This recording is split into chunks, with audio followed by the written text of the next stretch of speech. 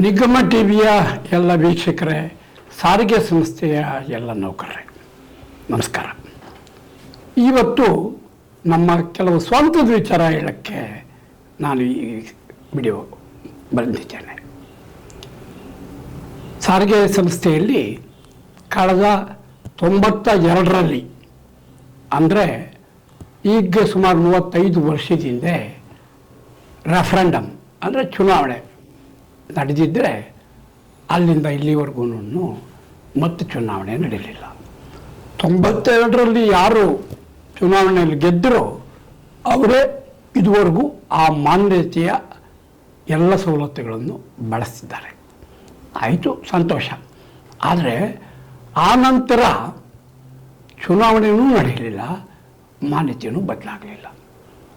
ಬೇಕೋ ಬೇಡವೋ ಆವತ್ತಿನಿಂದ ಇವತ್ತಿನವರೆಗೂ ಏನು ಸ್ಟಾಫ್ ಆ್ಯಂಡ್ ವರ್ಕರ್ಸ್ ಫೆಡರೇಷನ್ ಎಲ್ಲ ಸವಲತ್ತುಗಳನ್ನು, ಎಲ್ಲ ಆರ್ಥಿಕ ಲಾಭಗಳನ್ನು ಪಡಿತಾ ಬಂತು, ಅವರು ನೌಕರರಿಗಾಗಿ ಒಂದೇ ಒಂದು ಅಗ್ರಿಮೆಂಟ್ ಮಾಡಿಸ್ಲಿಕ್ಕೆ ಆಗಲಿಲ್ಲ.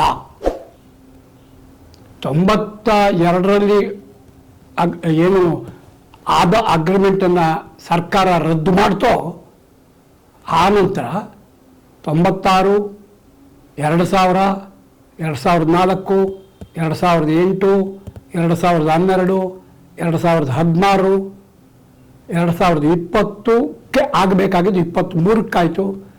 ಈಗ 24ಕ್ಕೆ ಆಗಬೇಕಾಗಿದ್ದು 25ರಿಂದ ಅಂತ ಹೇಳಿ 26ಕ್ಕೆ ಆಗ್ತಿದೆ. ಇಷ್ಟೂ ವೇಜ್ ರಿವಿಷನ್ಸು ಅಗ್ರಿಮೆಂಟ್ಗಳಲ್ಲ, ಏಕಪಕ್ಷೀಯ ಘೋಷಣೆ. ಸರ್ಕಾರ ಅಥವಾ ಮ್ಯಾನೇಜ್ಮೆಂಟ್ ತಾನಾಗೇನೇನೆ ಅಧಿಕಾರಿಗಳು ಮತ್ತು ನೌಕರರಿಗೆ ಸಂಬಂಧಪಟ್ಟಂತಹ ಒಂದಿಷ್ಟು ಪರ್ಸೆಂಟು ವೇಜ್ ಹೈಕ್ ಮಾಡ್ಕೊತ ಬರ್ತಿದೆ. ಆದರೆ ಒಂದು ಚಾರ್ಟರ್ ಆಫ್ ಡಿಮ್ಯಾಂಡ್ ಕೊಟ್ಟವರ ಸಂಘಗಳ ಜೊತೆಯಲ್ಲಿ ಮಾತನಾಡಿ ಕನ್ಸೆನ್ಸಸ್ ಮೇಲೆ ಒಂದು ತೀರ್ಮಾನಕ್ಕೆ ಬಂದು ಒಂದು ರಿಟರ್ನ್ ಅಗ್ರಿಮೆಂಟ್ ಆಗಿ ಮ್ಯಾನೇಜ್ಮೆಂಟ್ ಕಡೆಯವರು ಮತ್ತು ಯೂನಿಯನ್ ಕಡೆಯವರು ಸೈನ್ ಹಾಕಿದ್ದಿಲ್ಲ. ಬರೀ 4%, 5%, 12%, 16% ಎಷ್ಟು ರೈಸ್ ಮಾಡೋದು ಅಷ್ಟೇ, ಮುಗೀತು. ಅದರಿಂದಾಗಿ ಏನಾಗಿದೆ ಅಂತಂತಂದರೆ, ಬೇಕೋ ಬೇಡವೋ ಆವತ್ತಿನಿಂದ ಇವತ್ತಿನವರೆಗೂ ಈ ವಾಷಿಂಗ್ ಅಲೈನ್ಸ್ ಇರ್ಬೋದು, ಬಾಟಾ ಇರ್ಬೋದು, ಇನ್ಕ್ರಿಮೆಂಟ್ ರೇಟ್ ಇರ್ಬೋದು, ಬೇರೆ ಬೇರೆ ಬೇರೆ ಬೇರೆ ಬೇರೆ ಬೇರೆ ಅವಕಾಶಗಳು ಏನಿರ್ತಿತ್ತು, ಅದರ ಪುನರ್ವಿಮರ್ಶೆ ಆಗಲೇ ಇಲ್ಲ. ಅದರ ಬಗ್ಗೆ ಚಕಾರ ಯೂನಿಯನ್ಗಳು ಕೇಳೋಕ್ಕೂ ಅವಕಾಶ ಸಿಕ್ಕಲಿಲ್ಲ, ಮ್ಯಾನೇಜ್ಮೆಂಟ್ನವ್ರು ಕೊಡೋಕ್ಕೂ ಅವಕಾಶ ಸಿಕ್ಕಲಿಲ್ಲ. ಆ ಕಾರಣಕ್ಕಾಗಿ ಇವತ್ತು ಇನ್ನೊಂದು ಲಾಸ್ಟ್ದು ಏಕಪಕ್ಷೀಯವಾಗಿ 12% ವೇತನ ಹೆಚ್ಚಳ ಡಿಕ್ಲೇರ್ ಆದ ಮೇಲೆ ಬಹುತೇಕ ಈ ಎಲ್ಲ ಹೋರಾಟಗಳು, ಆಟಗಳು, ಜಂಜಾಟಗಳು ಮುಗಿದಾಗ ಆಗಿದೆ. ಈ ಹಿನ್ನೆಲೆಯಲ್ಲಿ ಮ್ಯಾನೇಜ್ಮೆಂಟ್ನವರು ಬಹುತೇಕ ಇಷ್ಟರಲ್ಲೇ ಚುನಾವಣೆಯನ್ನು ನಡೆಸುವ ಸಾಧ್ಯತೆ ಇದೆ. ಯಾಕೆಂತಂದರೆ 2025 ಏಪ್ರಿಲ್ 15ನೇ ತಾರೀಕು ಮುಖ್ಯಮಂತ್ರಿಗಳ ಮುಂದೆ ನಡೆದ ಸಭೆಯಲ್ಲಿ ನಮ್ಮದು ಪೂರ್ಣ ಒತ್ತಾಯ, ನೀವು ಮೊದಲು ಚುನಾವಣೆ ನಡೆಸಿ, ಯಾರು ಆಥರೈಸ್ಡ್ ಬಾರ್ಗೈನಿಂಗ್ ಏಜೆಂಟ್ಸ್ ಅನ್ನೋ ತೀರ್ಮಾನ ಆಗಲಿ. ಯಾಕೆಂದರೆ 12 ಸಂಘಗಳು ಕಟ್ಕೊಂಡು 2 ಗುಂಪುಗಳು ಕಟ್ಕೊಂಡು ಅವರು ಒಂದು ಕಡೆ ಎಳೆಯೋದು, ಇವರು ಒಂದು ಕಡೆ ಎಳೆಯೋದು ಮುಗಿಯೋದೇ ಇಲ್ಲ. ಆ ಕಾರಣಕ್ಕಾಗಿ ಅಧಿಕೃತವಾದ ಕಾರ್ಮಿಕ ಸಂಘ ಯಾವುದು ಅಂತ ತೀರ್ಮಾನ ಆಗಲಿ, ಅದಕ್ಕೆ ಚುನಾವಣೆ ನಡೆಸಿ ಅಂತ ನಾವು ಮುಖ್ಯಮಂತ್ರಿ ಸಿದ್ದರಾಮಯ್ಯನವರ ಮುಂದೆ ನಾವು ಸೇರಿಸಿ ಎಲ್ಲರೂ ಒತ್ತಾಯ ಮಾಡಿದ್ವಿ. ಆಗ ಸಿದ್ದರಾಮಯ್ಯನವರು 30 ವರ್ಷದಿಂದ ಚುನಾವಣೆ ನಡೆದಿಲ್ವಾ ಅಂತ ಕೇಳಿದರು. ಇಲ್ಲ, ಆಗಿಲ್ಲ. 30 ವರ್ಷದ ಹಿಂದೆ ಆಗಿದ್ದ ಚುನಾವಣೆಯಲ್ಲಿ ಮಾನ್ಯತೆ ಪಡೆದವ್ರದ್ದು ಇಷ್ಟವರೆಗೂ ಮುಂದುವರಿಯೋದು ಹಾಗೆ ಸರಿ ಅನ್ನೋ ಪ್ರಶ್ನೆಗಳನ್ನು ಸಹ ನಮ್ಮ ಹತ್ರ ಎತ್ತಿದ್ರು. ಅದರ ಪರಿಣಾಮವಾಗಿ ಜುಲೈ 4ನೇ ತಾರೀಕು ಮುಂದಿನ ಸಭೆಯಲ್ಲಿ ಅವರು ಬೇರೆ ನಿಲುವು ತಳೆದಿದ್ದು, ಅದೆಲ್ಲ ಇವಾಗ ಇತಿಹಾಸ, ಅದೆಲ್ಲ ಹೇಳೋದು ಬೇಡ. ಆದರೆ ಈಗ ನಾನು ಹೇಳೋದೇನು ಅಂತಂತಂದರೆ, ಮುಂದೆ ಚುನಾವಣೆ ಮಾಡುವುದು ಮಾತ್ರ ಸಾರಿಗೆ ಸಂಸ್ಥೆಯ ಎಲ್ಲ ಸಮಸ್ಯೆಗಳಿಗೆ ಒಂದು ಪರಿಹಾರ ಅನ್ನೋ ಒಂದು ನಿಲುವಿಗೆ ಮ್ಯಾನೇಜ್ಮೆಂಟು, ಸರ್ಕಾರ, ನಮ್ಮಂತಹ ಇಂಡಿಪೆಂಡೆಂಟ್ ಯೂನಿಯನ್ಗೆ ಬಂದಿದ್ದೀವಿ. ನಮ್ಮಂಥ ಇಂಡಿಪೆಂಡೆಂಟ್ ಯೂನಿಯನ್ಗಳು ಚುನಾವಣೆಯಲ್ಲಿ ಏಕೈಕ ಬಾರ್ಗೈನಿಂಗ್ ಏಜೆಂಟ್ ಅನ್ನೋ ಒಂದು ಎಸ್ಟಾಬ್ಲಿಷ್ ಆದರೆ ಮಾತ್ರವೇ ನಮ್ಮ ಧ್ವನಿಗೆ, ನಮ್ಮ ಮಾತಿಗೆ, ನಮ್ಮ ಬರಹಕ್ಕೆ ಒಂದು ಬೆಲೆ ಸಿಗುತ್ತೆ ಅನ್ನೋ ಒಂದು ಬಂದಿದ್ದೀವಿ. ಯಾಕೆಂತಂದರೆ ನಾವು 10 ವರ್ಷಗಳಿಂದನೂ, ಅದು ಇನ್ನೂ ಪರ್ಟಿಕ್ಯುಲರ್ ಆಗಿ ಹೇಳಬೇಕಾದ್ರೆ 1992ರಿಂದಲೂ ನಿರ್ವಾಹಕ ರೈತರ ರಕ್ಷಣಾ ವೇದಿಕೆ, CITU ಯೂನಿಯನ್ನು, AITC ಜೊತೆಯಲ್ಲಿ ಸೇರಿ ಹೋರಾಡಿದ್ದು.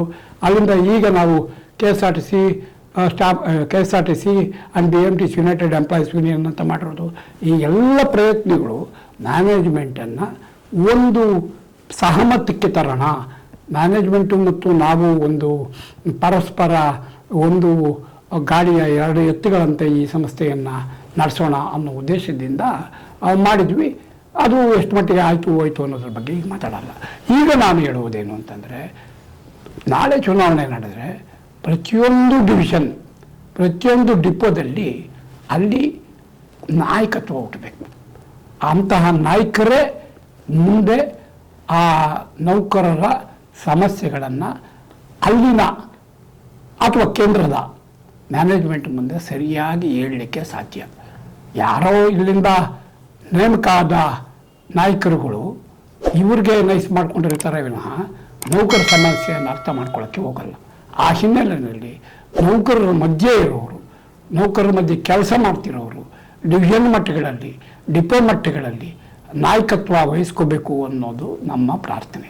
ಅದಕ್ಕಾಗಿ ದಯವಿಟ್ಟು ಯಾರಿಗೆ ಸಾರಿಗೆ ಸಂಸ್ಥೆಯ ಒಂದು ಆಡಳಿತದ ಜೊತೆಯಲ್ಲಿ ಸಹಕರಿಸ್ತೋ, ಸಂಸ್ಥೆಯನ್ನು ಮುನ್ನಡೆಸುವ ಉತ್ಸಾಹ ಇದೆಯೋ ಅಂಥವರು ದಯವಿಟ್ಟು ನಮ್ಮ ಏನು ಇದ್ರ ಕೆಳಗೆ ನಂಬರ್ ಕೊಡ್ತೇವೆ, ಸಂಪರ್ಕಿಸಿ ನಾಯಕತ್ವದ ಗುಣಗಳು ಬೆಳೆಸ್ಕೊಳ್ಳಿ. ಒಂದು ವೇಳೆ ನಮ್ಮ ಸಂಸ್ಥೆಯ, ನಮ್ಮ ಸಂಘಟನೆಯ ಸದಸ್ಯತ್ವ ಅಥವಾ ನಾಯಕತ್ವ ಪಡೆದುಕೊಳ್ಳೋಕೆ ರೆಡಿ ಆದರೆ ನಾವು ಅವರನ್ನು ಆ ಡಿವಿಷನ್ಗಳಲ್ಲಿ ನೌಕರರ ದಿನನಿತ್ಯದ ಸಮಸ್ಯೆಗಳಾದ ಆ ಮೆಮೊ ಉತ್ತರ ಕೊಡೋದಿರ್ಬೋದು, ಎನ್ಕ್ವೈರಿ ಫೇಸ್ ಮಾಡೋದಿರ್ಬೋದು, ಅಪೀಲ್ ಹಾಕೋದಿರ್ಬೋದು, ಕನ್ಸಿಲೇಷನ್ ಮಾಡೋದಿರ್ಬೋದು, ಲೇಬರ್ ಕೋರ್ಟ್ಗೆ ಹೋಗೋದಿರ್ಬೋದು, ಈ ಎಲ್ಲದರ ಬಗ್ಗೆ ಸಂಪೂರ್ಣ ಸಮಗ್ರ ತರಬೇತಿ ಕೊಡಲಿಕ್ಕೆ ನಾವು ಪ್ರಯತ್ನ ಮಾಡ್ತೇವೆ.